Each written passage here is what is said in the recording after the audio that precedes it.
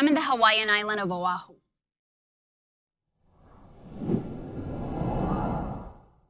Where tourism and the real estate market are booming. But what does that mean for the native population of these islands? And what does that have to do with colonialism?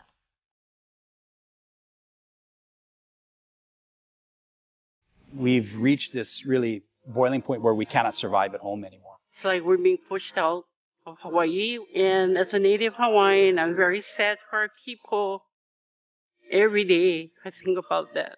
We realize that America isn't all it's cracked up to be, that they've taken more than they've given to us. I came here because I often hear people say Puerto Rico is on its way to becoming the next Hawaii. Is that a good thing? I asked Native Hawaiians. Welcome to Hawaii. Hawaii is very much a part of America. We are not American. We will die as Hawaiians. We will never be Americans.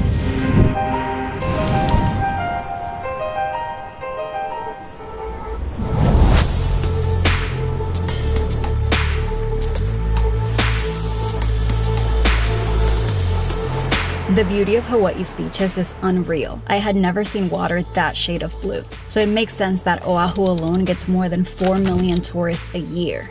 But all those tourists have to do is turn around to see the harsh reality of life in Hawaii.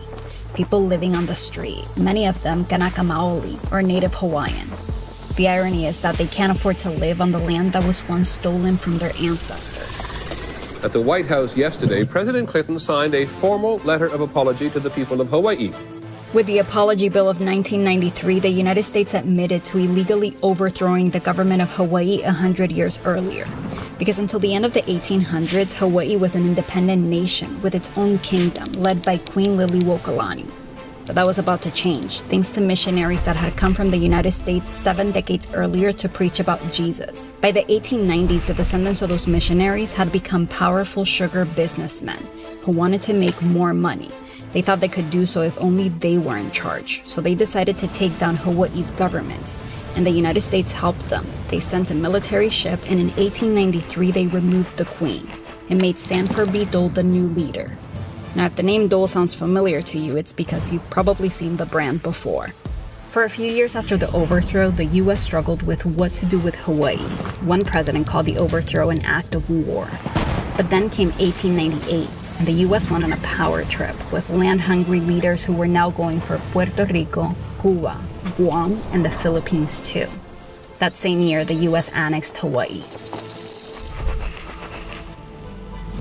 The United States did not bring Hawaii out of poverty. It did not bring Hawaii into enlightenment. If anything, it crushed one of the most amazing progressive places and indigenous-led nations, on the planet. The new government effectively banned Hawaiian language in schools. Students were punished for speaking it, and they attempted to erase Native Hawaiian culture, turning it into something to be marketed to tourists.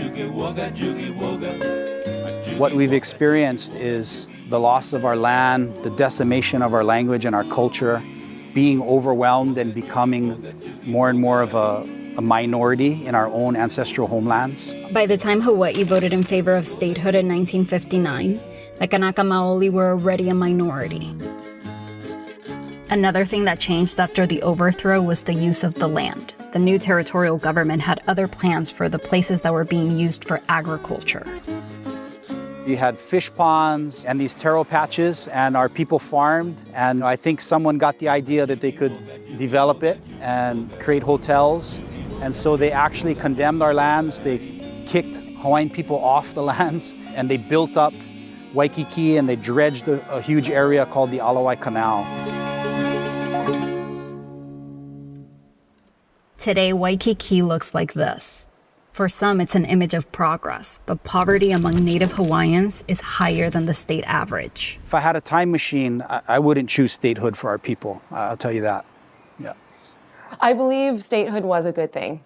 This is 2 bedrooms, 2 bathrooms, 2 parking. It's going for $799,000. Myla Gibson is a realtor in Oahu. Business is great. I mean, of course, it's like a catch-22 for me because I am Native Hawaiian. And so on one hand, I'm thankful that I get to make a living in the place that I love so much.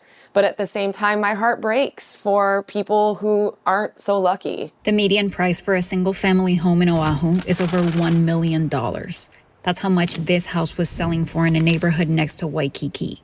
It was one of Mila's listings. Gentrification to me isn't such a terrible thing. There's a neighborhood here called Kaka'ako. It was all just warehouse space and a lot of people sleeping on the street and a lot of illegal activity. So now you've got Howard Hughes that's gentrifying the neighborhood. Great amenities, walkable, with easy access to a 100-acre beach park.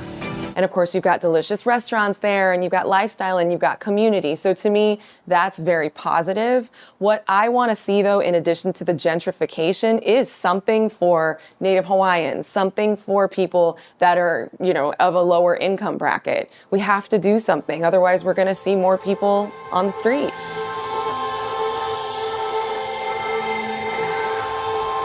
About 30 miles from the luxury high-rises, we found a long line of people waiting to get food. Where's your home? You're looking at it. Cindy Yumiyamaka's husband is Native Hawaiian. I never thought I would end up here. We got to the point where we couldn't afford to pay the rent any longer because they kept adding and adding and adding, and it just... there was no place for us to go. Hawaii is currently the most expensive state to live in the U.S. Some Native Hawaiians have opted for moving away in search of a more affordable life. Today, there are more Native Hawaiians living in the continental U.S. than in Hawaii. I have a lot of my family moved to the mainland already, and I don't want to go there. I want to stay here. This is my home. For some of those who stay, food drives like this one can be life-saving. It helps a lot. If not, you'll never see vegetables on their table or fruit.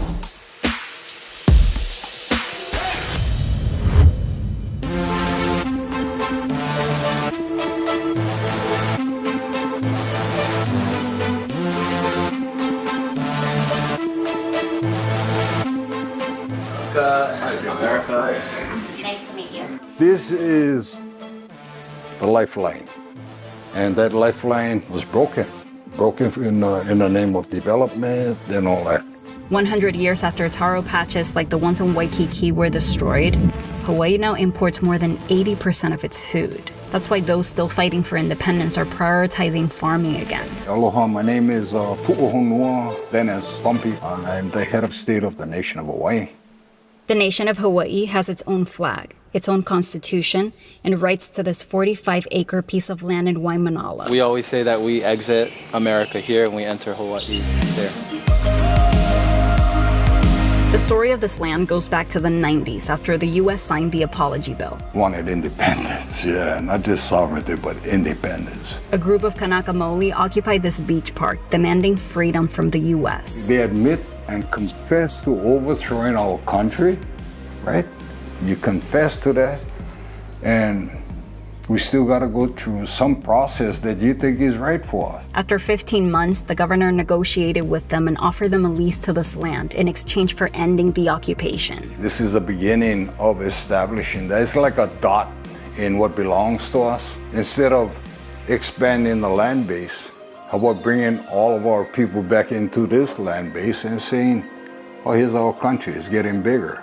They're growing food, they produce their own energy, and they're creating their own banking system. If we break our dependencies and we develop independent solutions, we don't need anybody to tell us we're independent. We will be independent. It wasn't until recently that I learned about all the parallels between Puerto Rico and Hawaii, like the decimation of agriculture and how that has led to both places relying so heavily on imports, as well as the tourism boom and how that is leading to the displacement of the local population. I've reported on both those stories in Puerto Rico, so I'll link them for you here so you can watch them. And the other thing I wanted to tell you is that part of what I really want to do this year is look at other countries and compare them to Puerto Rico to see what we can learn from their experiences. So if you want to help us in that mission, I will link my Patreon and also a fundraiser, because this story, this trip to Hawaii, and the video you just watched was only possible thanks to your support. So thank you so much, and I'll see you soon.